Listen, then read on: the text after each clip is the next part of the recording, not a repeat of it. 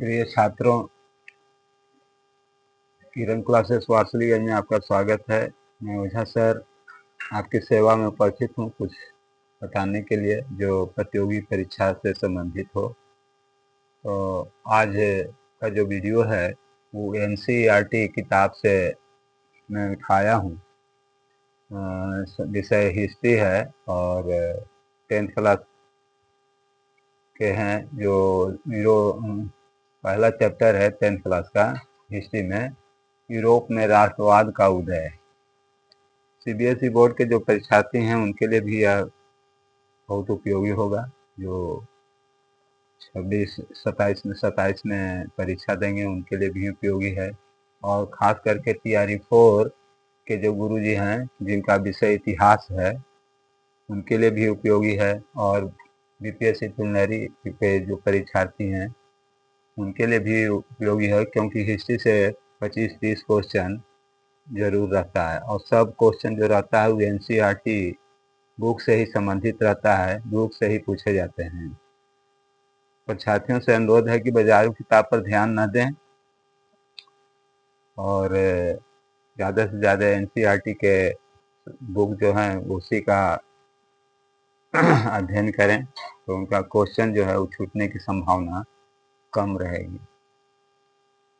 और साथ साथ CBSE 10वीं बोर्ड के जो परीक्षार्थी हैं जो जिनकी परीक्षा 2027 में होगी, वे भी इस पर ध्यान देंगे तो उनका भी क्वेश्चन जो है वो हिस्ट्री में तैयार हो जाएगा अपने आप।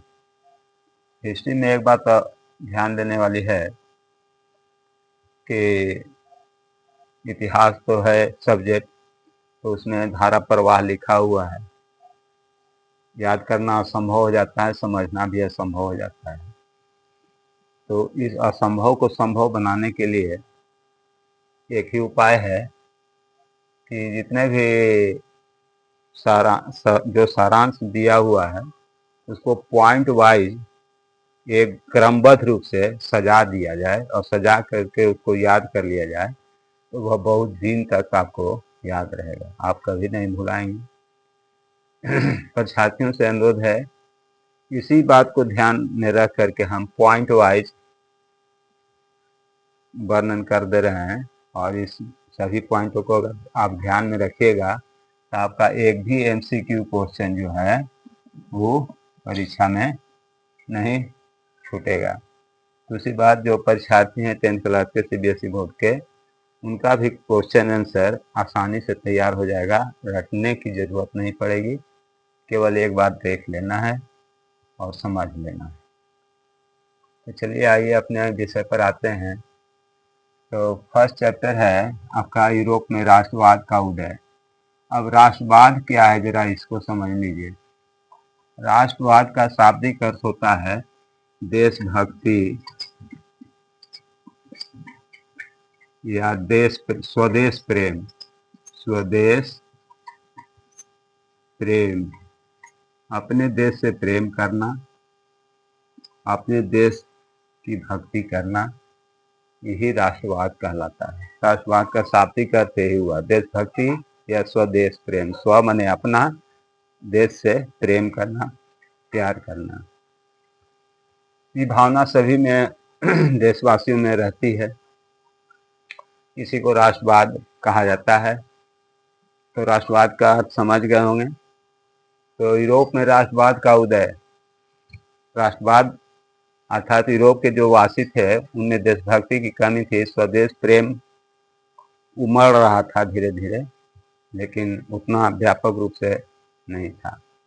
तो ये कहता है कि सन 1848 में फ्रांस के एक कलाकार थे फ्रेडरिक सारियो।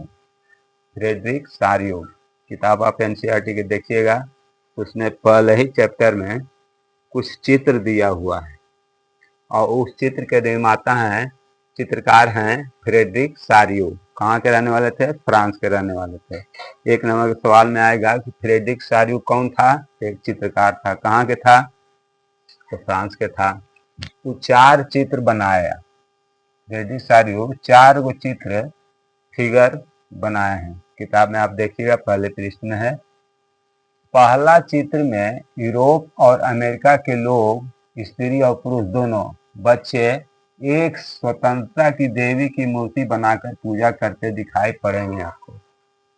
पहला चित्र जो था उसमें आप देखिएगा तो यूरोप और अमेरिका के लोग, स्त्री पुरुष बच्चे एक स्वतंत्रता की देवी की मूर्ति बनाते हैं और उसकी पूजा करते दिखाए गए हैं। उन महिला पुरुषों के एक हाथ में ज्ञानोदय की मशाल भी आप देखेंगे और दूसरे हाथों में मनुष्य के अधिकारों की घोषणा पत्र था। एक हाथ में ज्ञान का मशाल और दूसरे हाथ में अधिकारों का घोषणा पत्र सभी स्त्री पुरुष लिए हुए थे। और प्रतिमा के नीचे, सामने नीचे में निरंकुश संस्थानों का अवशेष बिखरा हुआ दिखाई पड़ता है। चित्र में आप देखिएगा तो नीचे कुछ बिखरा हुआ है। वह बिखरा हुआ सामान क्या दिखाई है? निरंकुश संस्थान, जिसको लोग तोड़ दिए थे क्रांति के दौरान, और बिखरा हुआ दिखाई चित्र में पड़ता है। अगला बात है, चौथा पॉइंट है कि फ्रांस के क्रांतिकारी लोग तिरंगा लेकर प्रतिमा के पास पहुंचते हैं। तिरंगा लेकर के प्रतिमा के पास पहुंचते हैं। फ्रांस के लोगों के पीछे जर्मनी के लोग भी थे जो अपना झंडा लिए हुए थे। फ्रांस के लोगों के साथ साथ जर्मनी के लोग भी वहां पर उपस्थित थे जो अपना अपना झंडा लिए हुए थे। इन लोगों का उद्देश्य क्या था? तो प्रजातांत्रिक संविधान के अंतर्गत एक राष्ट्र राज्य का निर्माण करना था। एक राष्ट्र राज्य का निर्माण करना था जहां प्रजातंत्र हो और प्रजातांत्रिक संविधान हो। इसी के स्थापना के लिए लोग, फ्रांस के लोग और जर्मनी के लोग जुटे हुए थे। यही उद्देश्य था।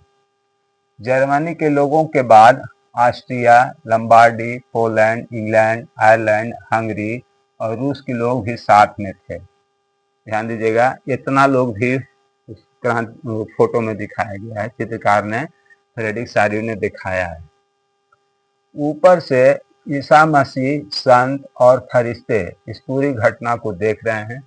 आप चित्र में देखिएगा तो ऊपर ईसा मसीह का भी चित्र है, संत लोग भी हैं, फरिश्ते लोग भी हैं जो इस घटना को देख रहे हैं और अपना आशीर्वाद लोगों को दे रहे हैं। अपना आशीर्वाद जो थे इन सभी देशवासियों को दे रहे हैं।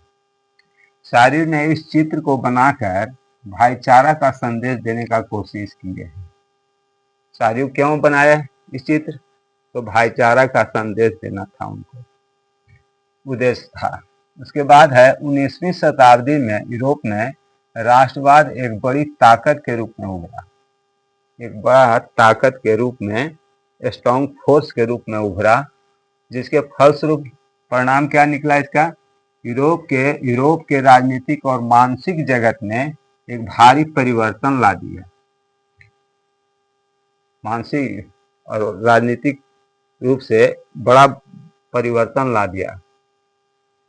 उसके बाद इन परिवर्तनों के कारण यूरोप में बहुवंशीय समाज या साम्राज्य का अंत हो गया और इसके जगह पर राष्ट्र राज्य का उदय हो गया और राष्ट्रवाद अपने अस्तित्व में आया। यही इस चित्र का उद्देश्य था। फ्रेडरिक सारियो इस चित्र के द्वारा यही करना चाहते थे, जनता को बताना चाहते थे। आगे बढ़िएगा एनसीईआरटी की किताब में तो आपको मिलेगा 1 नंबर में फ्रांस की क्रांति और राष्ट्र का विचार।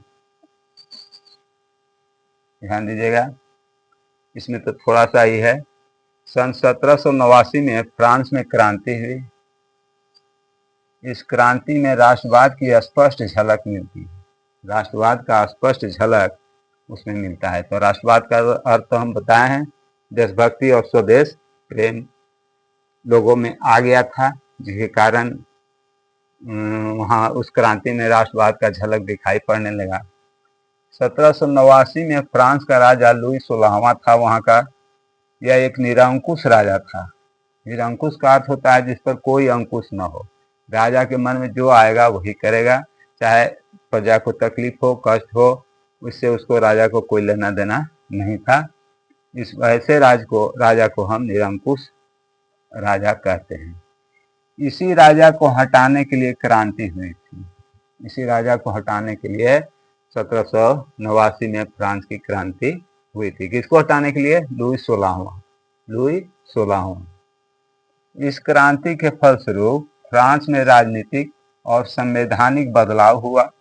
परिणाम क्या निकला इस क्रांति का? तो राजनीतिक बदलाव हुआ, संवैधानिक बदलाव हुआ और सत्ता जो थी वो फ्रांसीसी नागरिकों के हाथ में चली आई। लुई 16वां भाग गया और सत्ता जो है वो फ्रांसीसी नागरिकों के हाथों में चला आया। पितृभूमि और नागरिक जैसे विचारों ने एक संयुक्त समुदाय का जन्म दिया। एक संयुक्त समुदाय का निर्माण हुआ। एक अलग फ्रांसीसी झंडा का भी चुनाव किया गया क्रांति के बाद, जब लुई 16वां भाग गया तब। उसके बाद फ्रांस के लोगों ने एक स्टेट जनरल का चुनाव किया और इसका नाम नेशनल असेंबली रखा गया। एमसीक्यू क्वेश्चन में पूछा जा सकता है कि नेशनल असेंबली को कौन चुना? तो फ्रांस के लोगों ने स्टेट जनरल का चुनाव किया और इसका नाम रखा नेशनल असेंबली। एक केंद्रीय व्यवस्था लागू की गई जो नागरिकों के लिए एक समान कानून बनाना था। सभी नागरिकों के लिए एक समान कानून बनाया गया और उसी कानून के तहत फ्रांस के नागरिक लोग अपना जीवन व्यतीत करेंगे और सब पर एक समान रूप से कानून लागू होगा। न कोई बड़ा होगा न कोई छोटा होगा, सबका एक अधिकार होगा और लोग आसानी से अपना जीवन यापन कर सकेंगे। आगे हम इसके नेक्स्ट वीडियो में पूरा हम बताएंगे। आज के वीडियो में बस इतना ही।